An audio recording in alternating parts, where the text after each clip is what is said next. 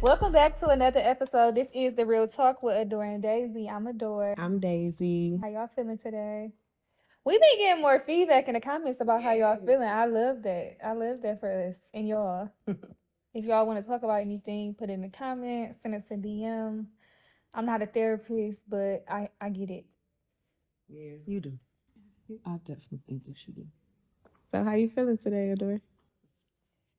So recap from 2 weeks ago, I was having a mental breakdown. I appreciate all the love, all the DMs, all the prayers, all the phone calls, all the texts. Y'all overwhelmed me with that. But I appreciate all the love. I am doing better. I found out a way in time to make time and prioritize myself without looking at my phone, looking at the computer, doing no work, homework, etc. So I'm doing very, very better today. That's so good. It's so necessary to prioritize your time, like especially when you're going through different things and you're doing different stuff. It just because it can get overwhelming. The whole thing. Definitely. Ooh. Yeah. That's my mental health. How's yours? I'm thankful. I'm so thankful. I'm happy with where I am. I'm ending the fourth quarter all right. I like looking back at the year, everything I said I wanted to do at the beginning of the year, I did. So I'm thankful. That's my mental health. I love to hear that. We got a returning guest, so you know the routine. Please tell us your mental health. How is your mental health? And don't leave out nothing. I feel overwhelmed with gratitude. Just very thankful for where I am right now. I still have my moments because I've made a lot of different transitions in my life to be a better person and to put my career first. So of course that comes with a sacrifice. But I see light at the end of the tunnel. So I just know that God got me for sure. I love that. I love that too. Let's Thank talk you. about the transition, the different stages in life growing. How talk about the challenging times and what do you do like as far as sacrificing like. So I quit the bar. You guys know I've always bartended, waitress. Not always, but my latter years, it always worked for me. Far as with my acting career, it always made me more available, flexibility, and I made good money. Nightlife can be very demonic. It can be very messy. It's very, it can be stressful. And I would say, I don't have drama at home. Why am I going outside to chaos? Like, I'm leaving my peace to go into chaos, and all money not good money. But coming from where I'm making thousands a day to I got to figure out my next move until to be cut the check. Right. I'm like, what am I going to do? So at times I'm a little bit down because I made that sacrifice, but I do know like, okay, it's coming. It's coming. Just chill out, just relax. I'm such a person that wants to be in control of everything. And right now I feel like I'm losing control of everything, especially when it comes to my finances. That sounds about right. Yeah. That's usually how it goes when you transition. Yeah. I love that for you because you can get stuck in that life.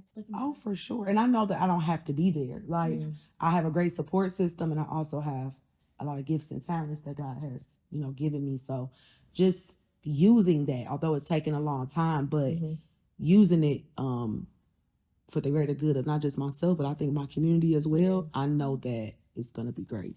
And we talk about something taking a long time. Anything worth having or lasting is never going to come fast or easy. So that's something I've learned as well because I was in a bar life and I loved it. But just like you said, it's so demonic and you may not be the problem, you may not be the issue, but when it's around you, it affects you. Like it doesn't matter whether it's your personal situation, but just hearing the drama or the he say she say, and so they wanted you. It's just too when you're a person of God too, and I'm high in my spirituality. Like I'm really big on prayer and just energy, and I can't control that energy. You know what I'm saying? Also, the devil will try to attack you even more when he knows that he don't have you.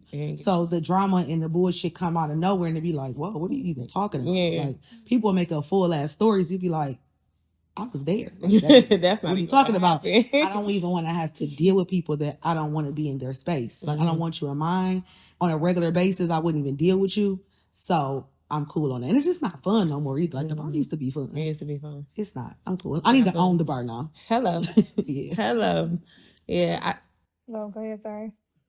She was getting ready to go ahead. No, I talk about owning, like, for real. It's a stepping stone. It's a good stepping stone. And I am glad I was able to experience. I met a lot of people in the bar, and when you transitioning out of the bar, it's just a different space. Everybody don't understand it, and it's okay to still have fun and do things like that, but that transition is so hard, and it just be like you said, you can get stuck in it, but when you want more, you want different, you gotta move different. Like, I know this is what I was doing to make money, but I can't do it right now because it's affecting me mentally. Like, exactly. Like, I will go home irritated. So irritated. I'm not even mad at home. At all. Like, my face, everybody got an attitude. I'm like, I'm really nice. Yeah. Like, this place just stresses me out. Yeah. So, yeah, I just was like, it's time for something else. I don't want to be the 40-year-old barmaid, and I don't have to be. Yeah. Nah. That's good. And not to say that the people it helps them in their life and their children, or if that's their only means and they don't see nothing else, that's cool for you. Yeah. It's just not cool for me. Yeah, and it's okay. And everything is not for everybody. It ran its course, and it's helped me. It's actually helped me build my platform. It's helped me meet people. It's helped me interact with people. So it actually helped me at a part in my life. But now it's stagnant. So I'm good on it. Okay. So we do have a returning guest.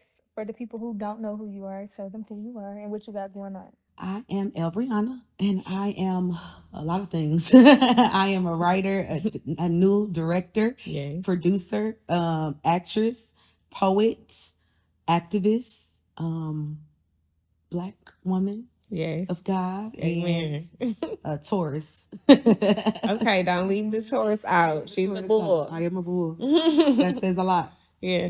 I want to congratulate you on your latest film that will be coming out soon. Yes, Justice. Thank you. I want to get straight into it. That was a great movie. Thank you. Yeah. Thank you so Great much. Movie. Thank you. The action was the acting.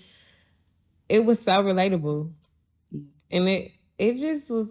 It was good, and I'm proud of you. Thank you so much. That was filming Justice, writing. So writing Justice to me wasn't traumatic. It wasn't.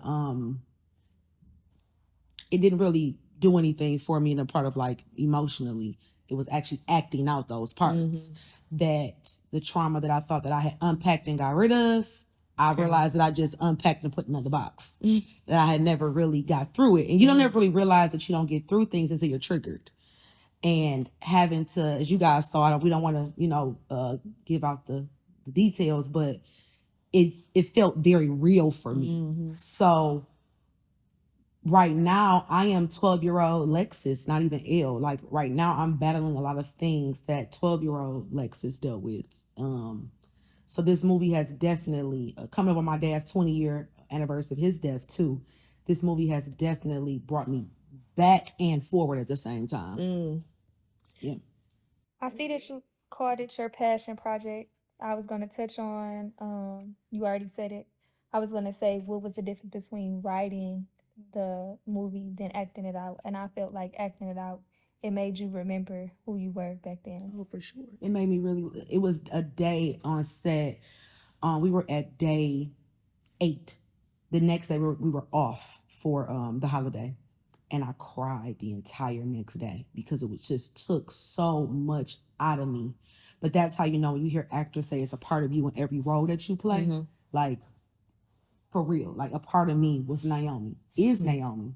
And oh my God. And I remember that day, me and Dennis, shout out to DR2 Productions, Dennis Reed, Homestead, we was going at it. I'm screaming, like, why the hell watch me? Because I'm just so stressed out. I'm trying to deliver this and not think about the real emotions of it and not put myself in this for real, but put it in there for real. Like, it's so hard as an actor. That's why they call it method acting, when you become the actual character. But at this point, I am the character. So it's now I'm having to remove who I am and put in the fake person. So that was kind of difficult in some parts of filming this.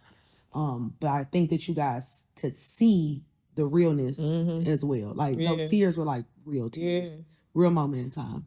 So let's talk about healing. Going through something as traumatic as losing your father, and like you said, you thought you were past it, but you said you packed it up and put it in another box. So I mean, it was still there. Yeah. Let's just talk about the healing journey. Well, for many years I was depressed, and I spoke about that the last time I was with you guys. 10 plus years I was just a depressed person, and I didn't like the person that I was. So I said, if nothing else, I always go to my spirituality. I talk to God. And at one point I got really deep into just talking to God and praying and wanting something different. And I think that healing is a never ending process. Mm-hmm. It doesn't matter if this shit happened when you was 5. You're going to still be healing from that at 55. Mm-hmm. If you can go to therapy 100 times, you're going to constantly need that mental maintenance. So just always maintaining healthy thoughts and positive thoughts, but understanding that although I'm a positive person, I have bad days. I have a lot of bad days, but I try not to wear that on my face, show my emotions as much, especially the outside world, and whether people know it or not, like talking to other people makes me happy. Yeah. Like being able to relate to people and being able to, for people to say the things that I post on social media. I needed that today. It's like, that's what I'm here for, but that's also therapy for me. So always just getting in my good book, the Bible, praying. I also love self-care. I love taking care of myself as a part of my healing. Self-care is major. But also knowing that when you're interacting with people, that they're humans having a human experience as well. So you can't always take things personal. And because I'm such a loving person and I do everything with intention, sometimes I think everyone does everything with intention. So I hold on to it more, and I can sometimes harbor those feelings. It depends on who it is and what the situation is. But just trying to always understand that it's not personal to me, it's personal for them and their decision making. Although it may affect me, it might not have been directed toward me. Yeah. So you and Nia, I love my girl. Yeah. Angel. Yeah, Shout that's out my to girl. Avery. Avery, that's my girl. It was so authentic. Yeah, because that's my sister for real. Yeah. So at first I wanted us to be cousins. And she was like, no, we're going to be sisters. And I was like, okay. So that made me change the direction of the film, because it was initially about 2 brothers. And I ended up changing it, of course, everything when she said, let's be sisters. I was like, even better. So a lot of people are asking, this is about you and your sister? I'm like, no, this is an inspired story. This isn't based on a true story. Right. So this assembly was inspired by the death of my father, and that's why I got to this story. But none of the details are fact, besides the fact that we lost a father. Okay. Because I was getting ready to go there. I'm like, just watching it, how was the relationships with, siblings and your mom?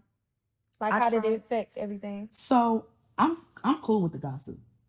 I mean, all publicity is good publicity to me. So if people want to chatter about it and they want to, gossip about it, cool. That's good for my ratings. Please stream it. Right. It'll be on Tubi next month, please. Like, right. I'm not the person that's gonna go over and beyond explaining things. You know what I'm saying? So think what you want to think, and I'm okay with that. And I think it gives good publicity, it gives good marketing, it gives good media. So I'm all for the bullshit.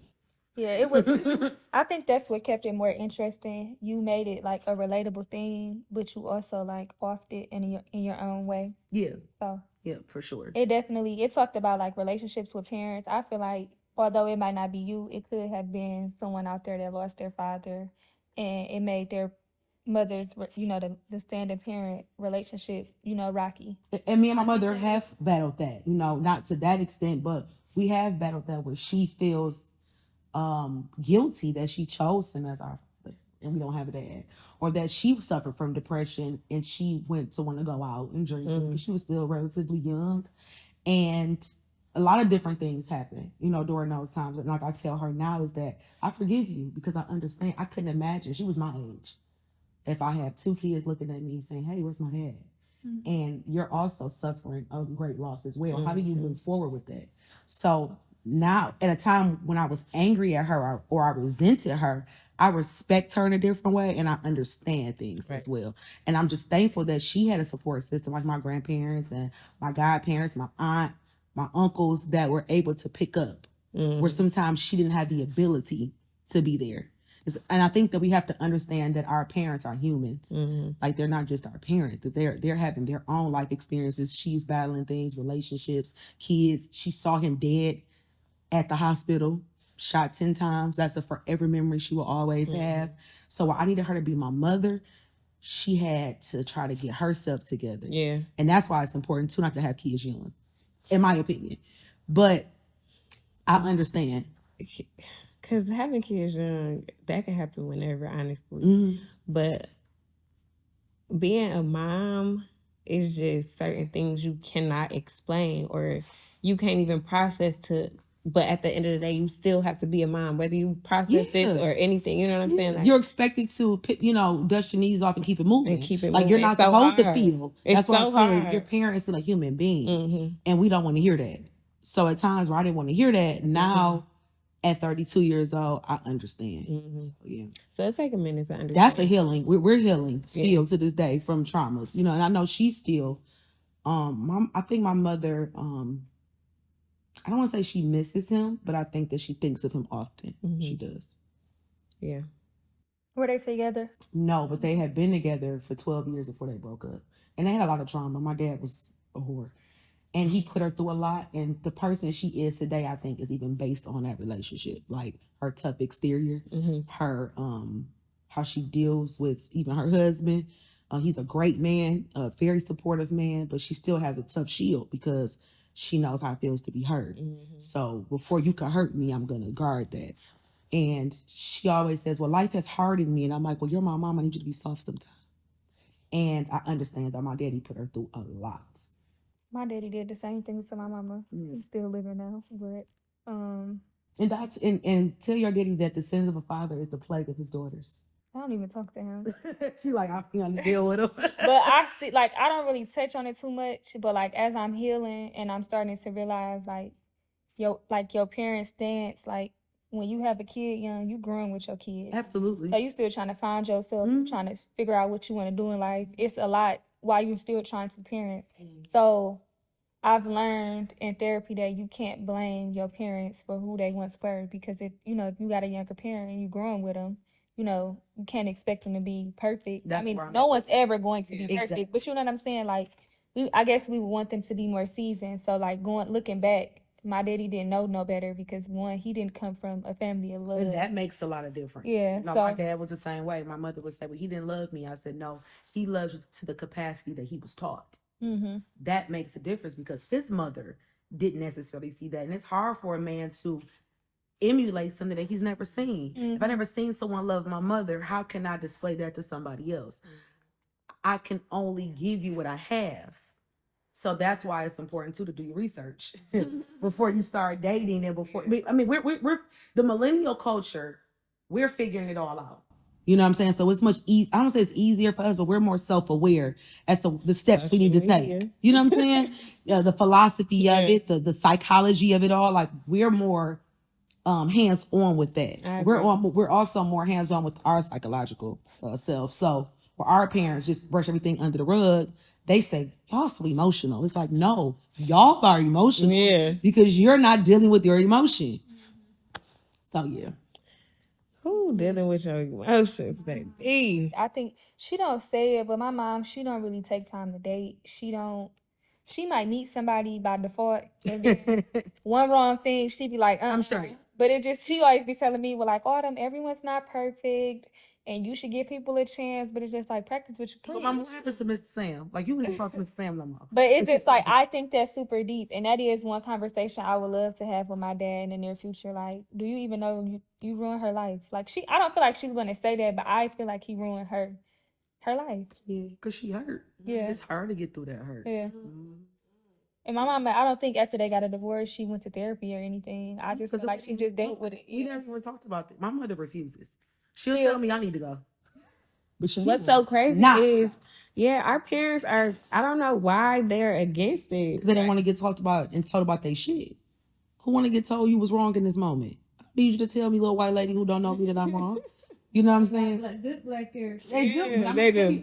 And I have done that. I have went through therapists and think, okay, what do I need? So I said, okay, I need positive black male reinforcement. So I'm going to seek a male therapist, black man. We did not click. We did not mesh. He fired me as a client and everything. This white lady who has like the stars behind her and she's breastfeeding her daughter while we're talking. She is my soulmate. Shut up. That's why, it's like it sometimes people just need each other and she understands me without judging me. And although she might not ever understand my circumstances, she understands me as a person. So yeah, it's all good, y'all. Let's just act like that's not even happening.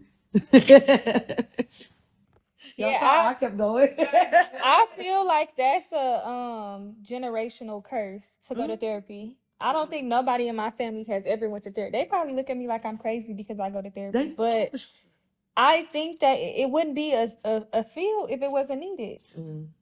This is the thing. That auntie that smoked crack for 30 years, that uncle who been an alcoholic, that one uncle that touched the little cousin, like all them people need help. No, the real. One auntie that's always angry, you hate to see her coming. It's a problem there. Yeah. We can't just say, oh, she just crazy or that's just how he is. No, it's something there that's a problem that's never been addressed.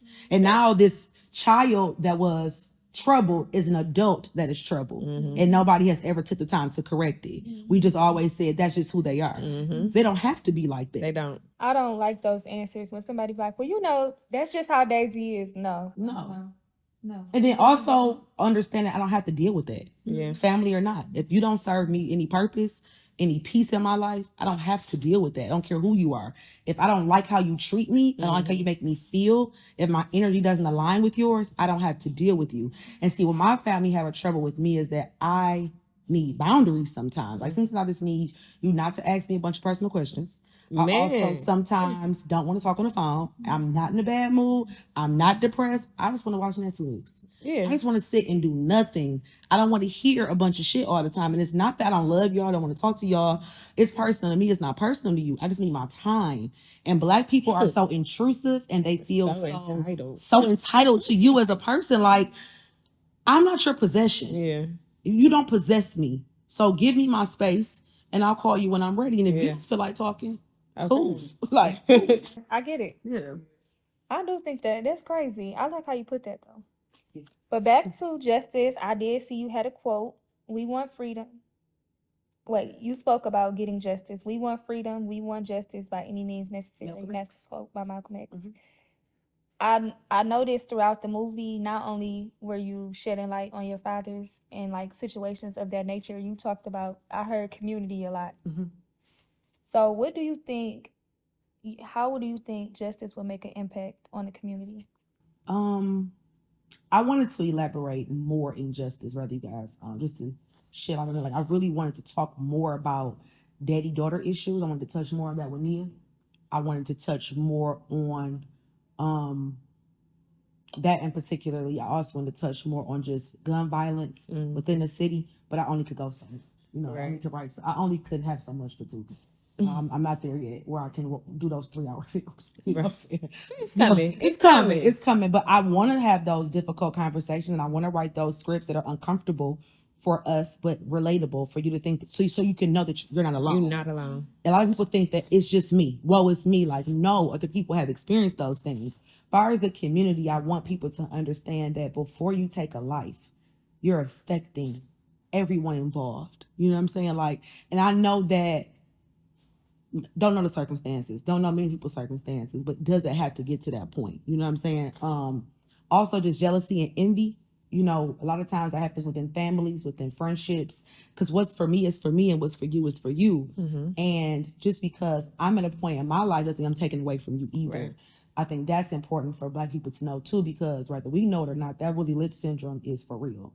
You know, praying the Black woman against the Black man and vice versa. The light skin against the dark skin, colorism, you know, all of those things are real in our culture. And we don't understand until we say, with his Black ass, with your yellow ass, you know what I'm saying? Or the fact that as a woman, we want to challenge the man all the time, you know what I'm saying? Or the fact that as a man, the Black man would rather stray away than have a conversation with his woman. So many things come from our ancestors. You know, we're six generations post-slavery. Whether we know it or not, we are still reaping the sins of our forefathers. That's why it's so important to sow great seeds now where we are in our lives, so your children, your children's children, children's children's children can have reap the benefits. Yeah. So definitely important. I wanted to go rewind a little bit when you talked about you wanted to shed light on daddy-daughter issues. I think that is not a topic that is talked about enough. No, or son and his mother. That's a lot. son and his father. You know what I'm saying? Like, a lot of men don't know how to be men. They think the way to be a man is to provide. And being a man is mentally, physically, emotionally providing. Talk about it. And protecting not just your home, but outside. There's so many times I see men walk away from stuff that they should intervene in. Like my business. You know what I'm saying? And just be like, Or I hear men gossiping. Because you done heard your mama gossiping with your TT all your life. Your daddy wouldn't help you fix cars and showing you how to cut the grass and do all of that. You at home where mom watch, she got her hands between her legs on the phone. So now you a sus. You know what I'm saying? But you don't understand, like, that's not what men do. Because you have not been raised by a man to show you how to be a man. It's so many things that in our community that again, that's outside of our control. Yeah. We could talk about the 60s, how it really affected the Black household, and we moved into the crack epidemic that's still affecting us today. So I think that so much needs to be talked about. And again, I wish I could have elaborated more, but I just didn't have the time. And sometimes I don't know if I had the audience for that. So right now I'm writing films that the audiences are wanting to see, and then it'll open doors for me to get bigger and bigger audiences that I can get more deep, more in depth about Black issues. Yeah. Because we got a lot of them. We do. We got a lot of them. And I'm a product of those. So I'm only able to tell the stories because I'm experiencing them for myself. I think that you do have the audience. I think that sometimes you don't know until you put it out. But I do realize with us having a podcast, we get more views on like real deep conversations. Or people be more so like, oh, I'm not alone. Or, oh, I'm not the only person that thought like that. Or, oh, like, because these aren't everyday conversations. Because how many people do you know when you just go places? Most of the time, people are gossiping. You don't hear people having those uncomfortable conversations. You don't have those people that want to hold you accountable for your actions. But you know why you don't? Because it makes people have to sit in their shit. So I would rather deflect and talk about him, her, and they than sit and deal with my shit. And that's why I tell people all the time, I don't want to know your tea. I don't give a fuck about what you got going on. Yeah, we all have a good kiki, a good kiki. But for the most part, I don't care to hear that because I want you in my business, and I also gotta work on me before I have any judgment on somebody else and what the fuck they got going on. A lot of times people want to talk about your house and they got termites underneath their wooden floors. That's tearing down the foundation of their home. But they want to talk about your little cracked window. Right. But you don't know about your cracked window is surface. Their floors crumbling at the bottom. You don't even know that. You know what I'm saying? So it's so much deeper. And that's why I look at people sometimes and just be like, just smile. Just, I pray for you. I do. And when I say that, I be for real. Like, I will add people as a checklist for prayer. Like, I do. And I might can't stand your ass, but I'm pray for you. Yeah, that's the best response nowadays because people do be needing prayer. They do. People are evil and people are lost. And I also want to do films where I'm doing real research because I feel like now we're in such a space, especially with podcasting, that people everything is opinion based. Nothing is fact.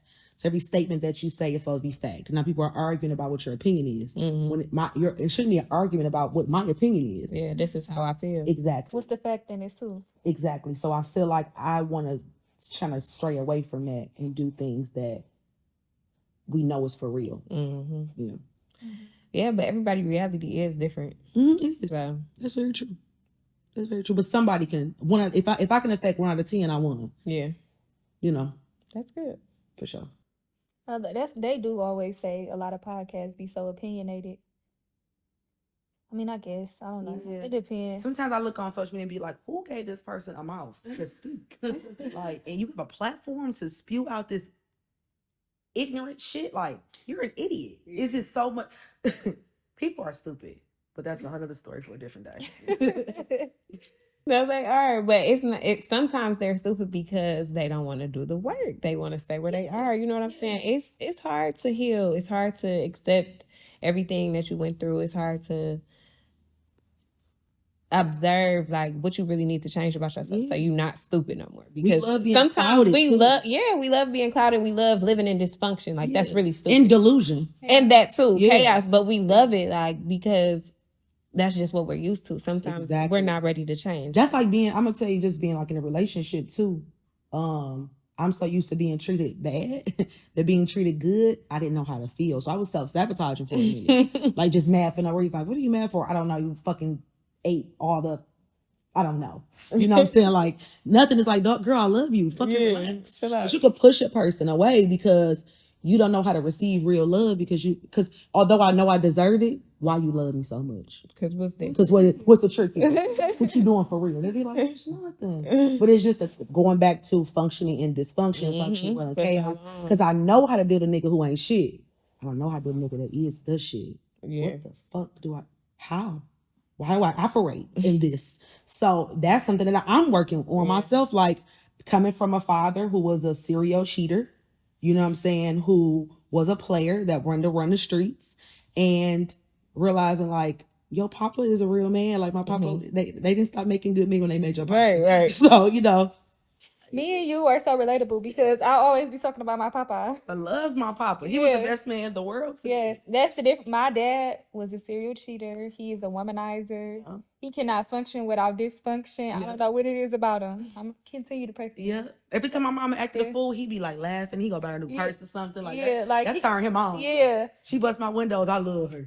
Yeah, my papa is the complete opposite. Yes. Like he always be like, don't let him run game on you. I'm gonna teach you the game. Like he was so different. So like people like I got daddy issues, but I don't really feel that void for real because I had my papa. I had my papa. So it was like me and him got such a close bond, close relationship. If I don't answer my phone, he calling everybody else like, y'all talk. Where she at? She all right? Like I was asleep. Let me call you back. See that? So this is what I realized. My first relationship, I wanted to choose the exact opposite of my dad. I'm gonna get the working guy, get the 401k and the pension, baby. And you know, I'm thinking long term, we gonna be good. Like being 401k and pension, I got kids, straight. And that didn't. She works in the plant. Okay, that's a whole other story for different day. Okay, and then the second guy, I want to fix you because you're just like my dad.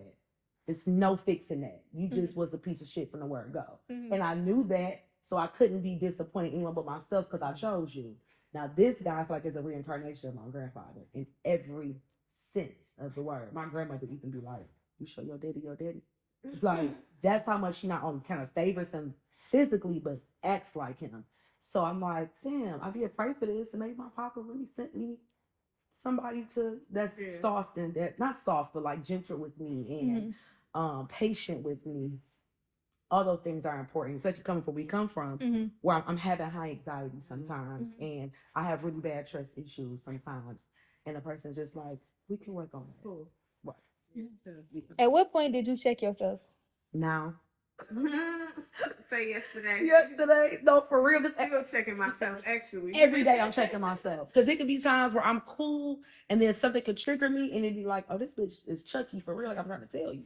So it's like, it's sometimes where I can be like cool as a cucumber, and then I'm hot as a firecracker at the same time. So I just never know what's going to spark that issue, and that's why I'm going back to therapy too, because I'm taking out shit on a person that doesn't deserve that sometimes. And that could even be a friend, where a friend could call me. I'm irritated. What's up? I'm rushing you off the phone. Yeah. You know what I'm saying? So in every relationship in my life, I'm trying to be a better person, a better woman, a better listener, a person that, again, is, I talk to psychic sometimes. And she told me that I had an angel that was a girl that told me that I should listen twice as much as I speak. And I was like, I can agree to that, because sometimes I'm quick to respond, and I want to, again, hear to listen opposed to hearing to respond for people. So every day I'm working on trying to understand, again, people are living their own human experiences. I'm just a part of their life. So yeah. I love that. When I pray, I always ask God to make me a better friend, a better sister. That's all I am. Yeah. And a daughter. And that too. A better sister too. Because me and my sister, it's several of us of my dad's children, but my mother and father only have me and my younger sister Blair. And me and Blair had challenges a lot throughout the years, but now we're getting really close, and I love that for us.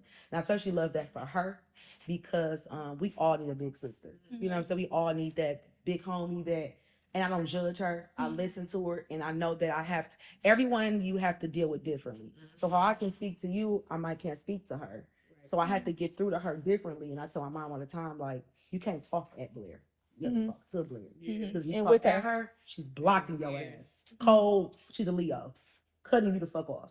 And I'm like, you gotta kind of just learn how to choose your words. There's a way you can say that was stupid or saying you think that was smart. It's the same thing. One is just more harsher. So it's giving her a chance. If I ask her, do you think that's smart? For her to think and say, okay, maybe not. Maybe I was stupid. Right. And I say you're stupid, I'm judging you. And I'm putting a label on what you've done. So not just for her, everybody I'm choosing different. Because I have a very harsh mouth. And I will say in a minute, that's some stupid fucking shit. And I cannot do that. Yeah. I lost friends. I really want to recommend your therapist. No, not recommend. I wanted to commend you. Sorry. Thank you. He threw me off. I'm sorry. Commend you on that, because when you're healing and when you're growing, people don't understand. It starts within you first. And you got to check yourself, and you got to be like, oh, because everybody like to blame everybody else. Like, this person is the reason I'm like this. And this person is the reason I react this way. You got to get complete control over your emotions. Take accountability for yourself. Yes. And I feel like once you start to be able to do that, then you get better. You get better with time. You get better with your relationships. And the people that are meant for you are there. Same with me and my sister. I got a older sister. And what my younger 20s, we used to be arguing. I block her, she'll block me. But now me and her, it's like this. Like, no matter what, she could tell me whatever, I could tell her whatever. We don't judge one another. And like, it do get heated, but it just be like, she'll hang up and I'll call her back like, yeah, so what you doing? Like, as if nothing ever happened. Because it's just like, we know that we want the best for each other. So it's like, it's so important to check yourself. And I feel like it wasn't until I got older to where I could be like, okay, I shouldn't have said this. I could have possibly went wrong by saying that. And my grandmother always say, my mom always say, it's not about what you say, it's how you say it. Absolutely. My mama said it. My grandmother says that all the time too. And that's what, like I said, with anybody, also affirming people. It's important to affirm your loved ones. Like, before you decide to dish something out, say, you did really good at this. But I think you would do better if you did this. If you lead with a compliment, most times you get a better reaction from people. But sometimes people just need to hear that. You did a good job. I'm proud of you. I love you. You're beautiful. I'm happy for you. People need that. You never know where the space people are in their life. Whether it's your sister, y'all could talk every day, but she can be battling something silently that she ain't even told you, because she don't want to put that on you either. You know what I'm saying? So I try my best to just tell people, like, I'm here for you. I'm proud of you. I love you. I want to see everybody do great. For real. I do. That's important too, especially when you are healing. Like, you just need them affirmations. Absolutely. Like, because it's hard, it's tough, especially when you don't have nobody that can relate to you. Yeah. So. And I might not relate, but I might understand. Just because I've never been there doesn't mean I don't understand. And that's a lot of people have to just understand each other and not be so quick to pass judgment, because you never know if you can be in those shoes one day. And how can you handle it? You know what I'm saying? So if I'm not a mother, I can't tell you how to be a parent. All I can do is say, I come from a Black mother that's a single mom, so I can understand it at the same time. I wanted to rewind. You said you lost friends. Do you think that's the true thing? I lost friends? No, people serve their purpose. I'm sure I served my purpose in their life, and I wish anyone that I'm not friends with anymore the best. But I'm just not in the business anymore of maintaining friendships that don't want to maintain me.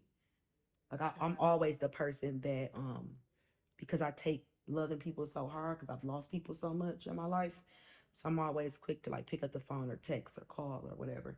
And that doesn't mean I was always the best friend in the world, because there's been times where I couldn't show up for my friends because I do suffer from depression and anxiety. So it could be times where I can't get out the bed, where now I'm in a place in my life where I'm trying to overexert myself and overextend myself to show up all the time. You know what I'm saying? And when I can't, it's a problem. Right. It's just like, damn. And I know, and I'm the friend that always got shit going on, right?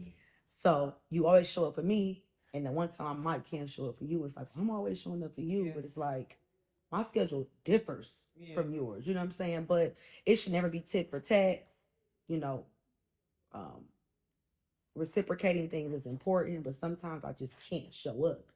It might not be personal. I just can't be there. And people sometimes don't really take that well. And then sometimes when you're going at a different place in your life and they're used to you being somewhere else, they can't meet you there because they didn't want to see you there. And it might could change moving forward. But right now, when you're the person that was kind of counted out, and now you're doing everything that you said you wanted to do, people don't always want to see that.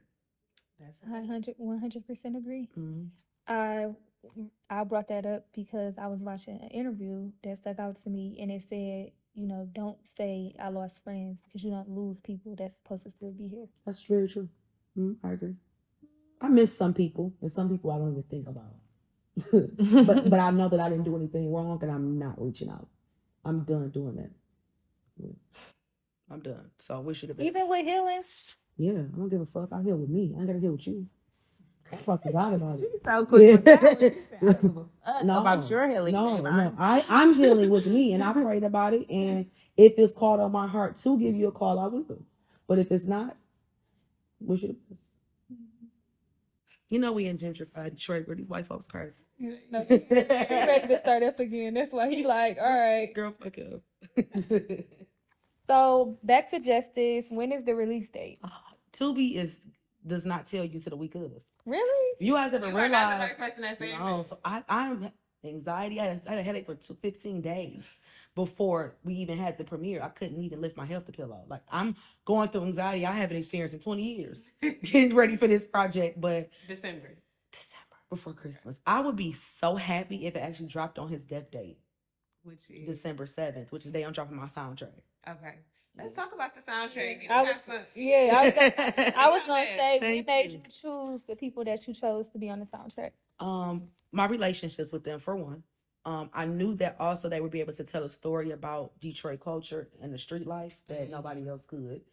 I ain't stupid either about who I chose. You know what I'm saying? I know that it's gonna benefit myself and hopefully them as well. You know what I'm saying? I chose D. Rick as executive producer because D. Rick has an ear for music, not just hip hop. Like, he understands how the cadence of songs should flow. He understands how the track list should go. He has a great ear for music. So me and him working together was really good. Like, he even made me do an intro to it. Like, you gotta do some like American gangster, okay, you know, shit on the, you know, like drop a poem, do something. So we actually did that last night. And I'm just so happy about the soundtrack. This just brings back nostalgia of my childhood. Yeah. When you would watch a movie and you would hear a song and be like, damn, I want to know what this song is. Yeah. Or you heard a song on the radio and say, oh, that's a part of this soundtrack. Because back in the day, the song was always original content. So it would never be on the person's album. So you would have to go get the soundtrack from Damon's Records on Plymouth to actually hear the song. So I strive for that. Only 2 songs out of the 9 songs are not original content. Okay. But I'm okay with that too. Because I'm just thankful that these guys stopped their busy schedules to send me a record, went through the paperwork process. I did everything the right way. I'm just super happy about that. Good. It's a different bag I'm jumping in because I'm a music head too. And I'm a hip hop enthusiast. And I'm just really big on like storytelling rhymes. Like, I know a lot of rappers now, no shade to anybody, none of the verses go together. One verse is talking about something else. It's not telling a story. Okay. And every song on this is telling a story. And these are some rappers that are not storytelling artists. So I think that they understood the assignment and they executed strategically. And I'm so very excited for that. That's what's up. I can't wait to hear that.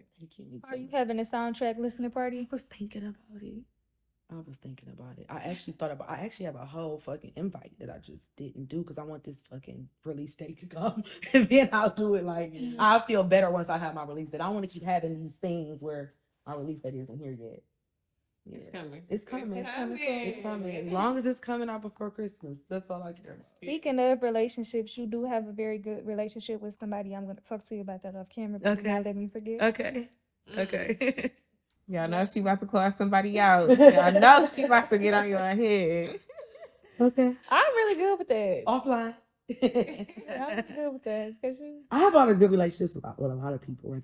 It's a lot of people on the low. Like, oh, y'all really, I hold secrets. I'm the secret keeper. That's good. It's good and bad because when people cross me, they know I still ain't gonna tell their secret.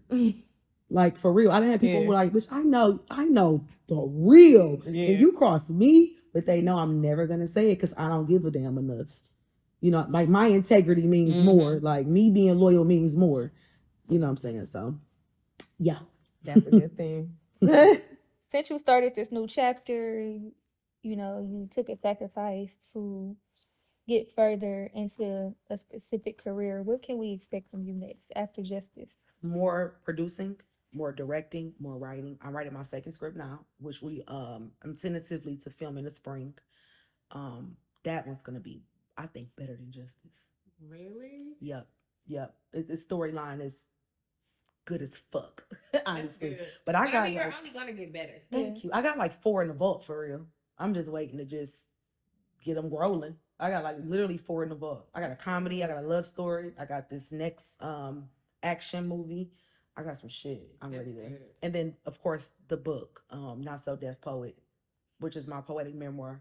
Okay. Gets more in depth of my story, even the stories of like my grandmother, my dad. I'm actually also gonna be sharing like my tweets and my other small writings and my other philosophies on things. So it's just a collaborative book of just all things Elmatic.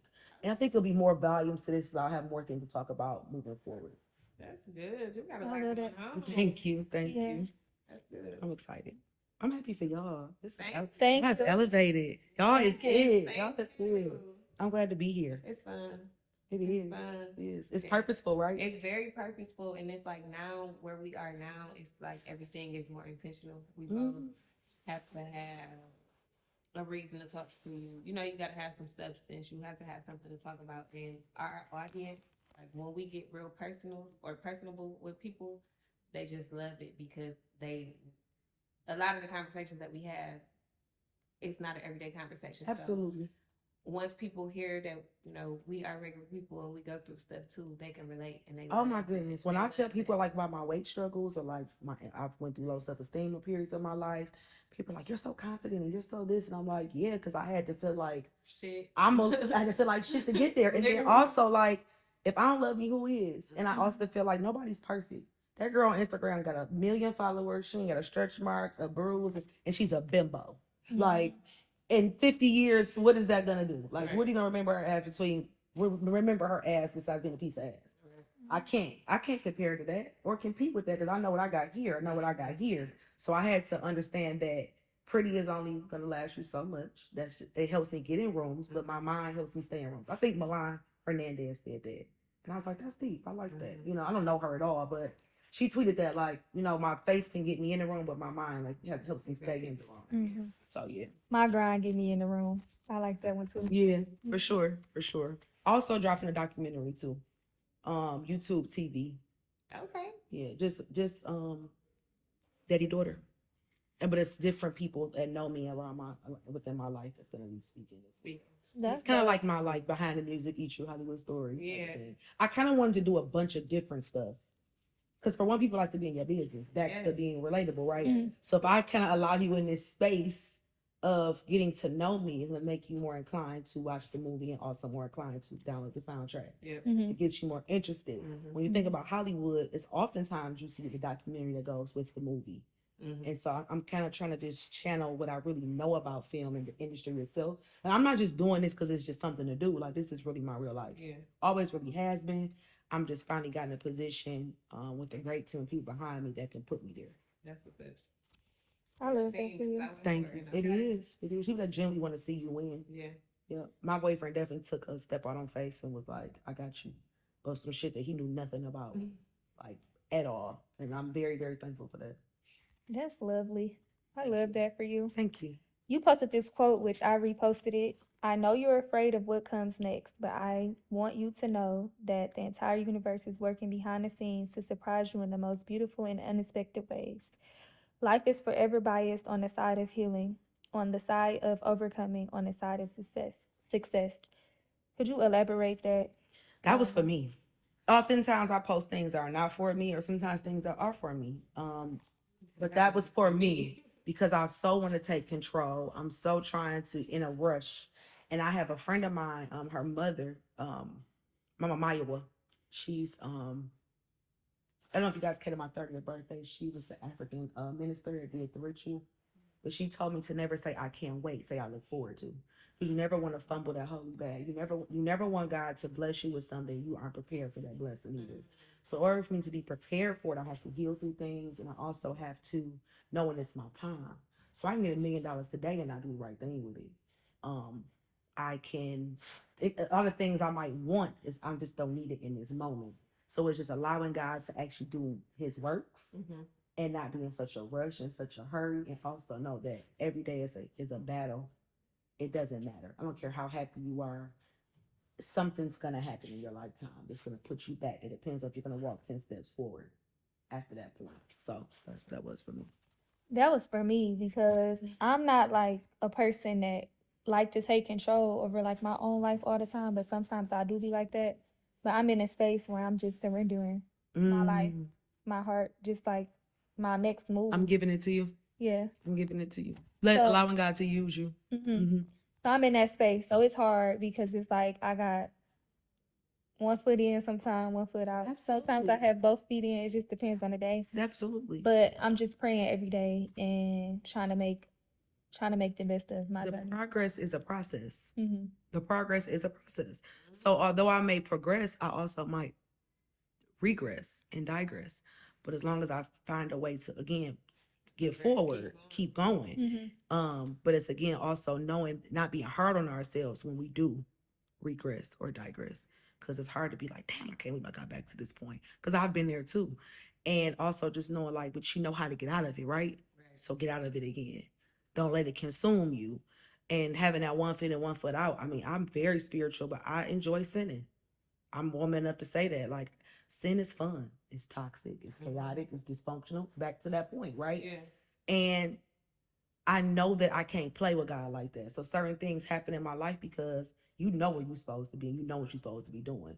And this is why sometimes God allows the devil, because only God can allow the devil to do things. The devil is not that powerful. Yeah. So he has to allow the devil to show you sometimes or see where your temptation lies. So yeah, I'm definitely where. I'm out my chaos era. You are. I was thinking about that last night. I'm in school, so my study group, they was like, whenever they FaceTime me, it's never nothing on no TV. It's never no noise. And one of them was like, what do you be at home doing? And I'm like, I'm just here. I haven't turned the TV on in weeks. And they just was like, so you don't like noise? We know you don't have kids, you don't like noise. I don't like noise at all. I like to ride with the radio off because I need to think. Sometimes I ride the radio. Yeah, like I can't listen to the rah-rah and it's just not clicking right now in the season that I'm in. Like I just need to be able to process my thoughts. So back to the boundaries. I got to be able to hear the pin drop. So I'm there. Like, and I can't never say never, but it will be very hard for me to go back to the chaos because I'm going to lose it. That's the thing. That's the trigger. You know, the trigger, and then it's about getting out of that again. Yeah, because if I feel like I'm about to lose it, I'm either have to walk away, hang up the phone, end the conversation. I'm not for the drama, but I'm for the good time. You know what I'm saying? Like, well, I'm gonna have a ball, but you know what I'm saying. But when the drama come, be like, I can't even hear you. Like, what are you saying? You know. But I'm definitely for like the good time. I gotta realize that life is for a party. Oh my goodness. She right. She be right. We're here for a good time. This is true. And I come from a family that's a party good time family. Like if you came over my house on a Wednesday, my grandma's, they playing cards. We've had DJs in the backyard on a random Wednesday, like barbecuing. We're like, grandma, you have neighbors. The neighbor that come over, like, you got a hot dog? Like, that's the house I come from. The car playing, the blues playing, like, we are that. So, and that's still part of my therapy too, right? It's just having a good time with people that you love, like being able to enjoy their space. And sometimes I always say too that I enjoy with my guy is that he hears me in my silence. Like I enjoy saving space with him, just in silence. Even with my friends sometimes, I'll sit at my best friend's house and we don't talk about nothing. I'm on my phone, she's watching TV, and we're in complete silence, but her space and her energy is fulfilling for me. Same with, and that's also therapy. It is. Having a friend that you can just sit and be quiet. Yeah, we ain't got nothing to talk about. Because we're two opposite people. Our words are completely different. She's a wife and a mom. Like, girl, I'd be like, you and the fucking kids, I'll call you back. Like, you know what I'm saying? Like, it's too loud. It's too much. It's too much. I had to tell her daughter, like, go find something to do. And the baby was like, I have nothing to do. She's 4 or 5. I'm like, just stuff that I'm not used to, but we still are able to save space for each other at times where I don't understand what she got going on. I mean, I don't relate to what she got going on, but I'm trying to understand it. Vice versa. Yeah. We would love to thank you for coming out. Thank you If you for got having me. anything else to tell the people, you want to spill something, tell them something we don't know. It is never too late to live your dreams. It's never too late to say, I'm taking control of my life. It's never too late to say, I'm going to put my best foot forward. Anything that is of God is going to be successful. So although it may be hard in the beginning, and although it may be challenging, it could be difficult, as long as you can see it. And I tell people all the time that people can't see your vision because they don't have your eyesight. Don't ever expect for anybody to understand where you're trying to go. Just get there. Get there. That's it. I like that. You want to tell people where they can find you? All social media outlets, Elle Breaunna, ELLE period BREAUNNA. And time is Elmatic. That is it. Before we let y'all go, we want to say thank you. We finally reached 5,000 subscribers on YouTube. Y'all know what y'all was missing. Y'all, we thank y'all for rocking with us. Thank y'all for tuning in. Thanks for the comments, the feedback, the love. We just appreciate all our guests because I know sometimes it be a little hectic and they be fitting us in their schedule. So we just want to shout out to y'all. Shout out to our team. Shout out to Global State Project. Shout out to Daisy. Shout out to Adore. And shout out to Real Talk. We can't wait to show y'all what we got coming in the near future. Y'all know where to find us at. That's RT Adore, the letter N Daisy. That's on YouTube, TikTok, Twitter. All platforms, right? Yeah. Here. I'm like, am I missing something? Until next time. Take care of yourself and enjoy. Amen.